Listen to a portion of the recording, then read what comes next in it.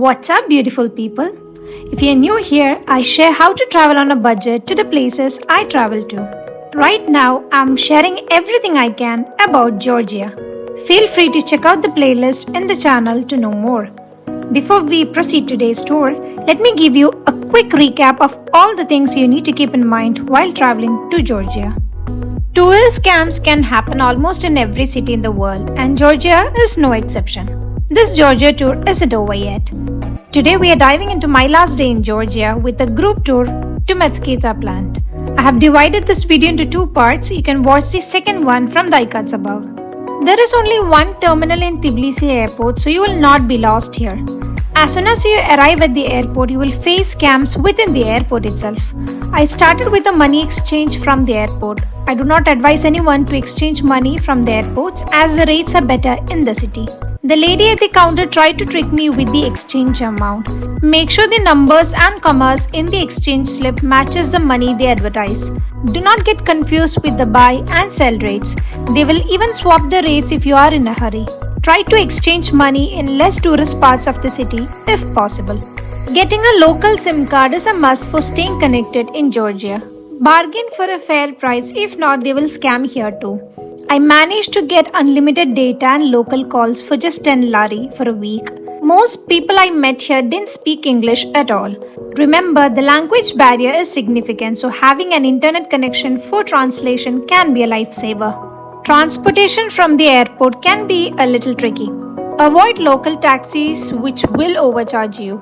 Opt for Bolt Taxi, download the app beforehand and only pay the displayed fare.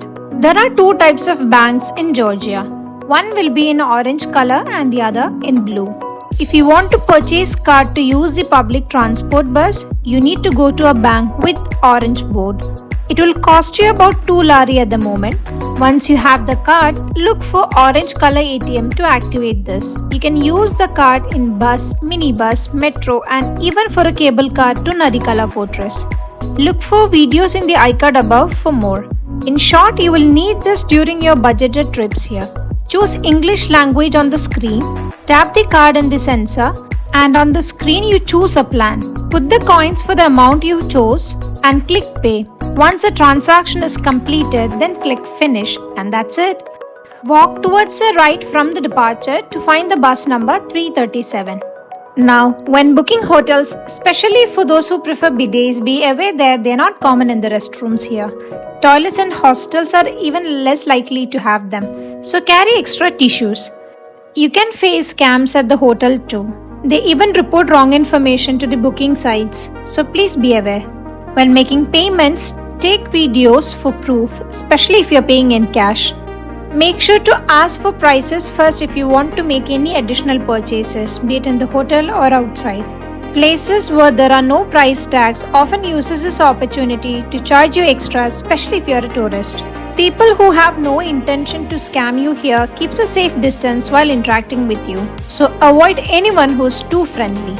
Also, don't be alarmed if you see plenty of stray dogs here. Most of them are friendly and all of them are vaccinated. I hope you find this video before you make your visit here. Kids are fun to be around, right? But here, you will know that's not the case. Near to malls and certain streets, you will find small gang of kids approaching you for money or food. But they're actually aiming for your pockets. So they identify people who may have cash or valuable items in their pockets, or even people who are carrying mobile phones, branded purses, bags, or ornaments. These kids will even hug you or hold your legs to distract you. Luckily, I was not targeted, so make sure to not walk around with valuable items. Police will not be able to help you in this case as these kids will appear quickly and they will not take this action seriously since they are kids. So look out for the gypsy ladies and kids. Let's continue our journey to Mtskheta, just 20 kilometers from Tbilisi. It's a historic town and a UNESCO World Heritage Site. So I paid about 40 Lari for this half-day trip. Pickup and drop-off to the hotel was not included, and the gathering point was at Maidan Bazaar. We were asked to meet at 9 am and we were taken in a van. There were only 3 stops for this tour. First one is the Jvari Monastery and the cathedral. Jwari Monastery is a fine example of tetrachon style and harmonic relationship between architecture and nature. You need to cover your head before entering the monastery, and you cannot enter the church wearing shorts. There is no entrance fee to enter. The monastery is open every day between 9:30 am and 5:30 pm. Best time to visit here is in the morning as there is less crowd. Located on top of Jvari Mount, Jvari Monastery's name translates from Georgian language as the cross. The only way to get to Jwari Monastery is by road. You can either drive or hire a cab. Jwari Monastery stands on top of the rocky mountain at the confluence of Mtskheta and Aragvi rivers. We were given 45 minutes in each stop. Please note that these places are not wheelchair accessible.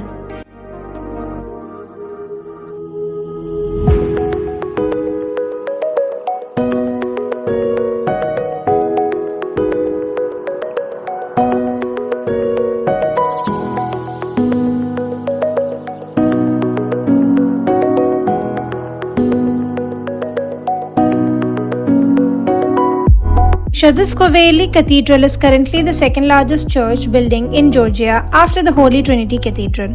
It is the site of the coronation of the Georgian kings and is served as their burial place.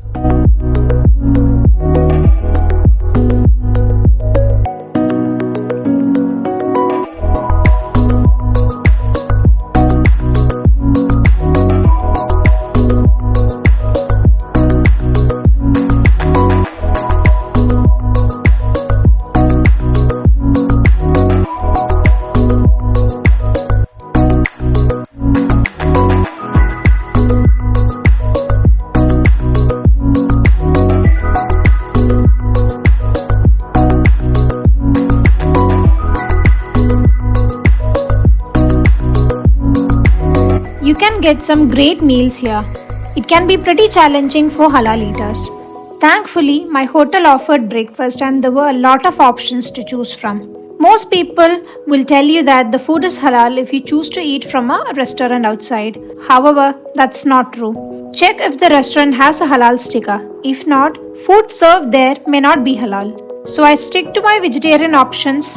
You can try khinkali, which comes in 3 options mainly, with mushroom, cheese or potato fillings, or you can even try kachapuri. If nothing works, just order through Bolt food application. Last stop was for wine tasting. We were taken to a traditional Georgian winery. Here you get to taste 2 types of wine, white wine and a red wine. You can also purchase wine from here. You can either pay in cash or card. Make sure to check out the whole Georgia playlist if you are planning to make a visit to this country. I'm sharing the details without a filter so that you know what to expect. Tbilisi is a safe place to travel if you do not ignore your personal safety and scams around you. Georgia has its quirks and challenges like any other city. I hope you find these videos helpful. Don't forget to share your own experiences and insights in the comments below. Until next time, keep exploring, keep discovering, and keep traveling. Thank you for watching Escape to Find Peace.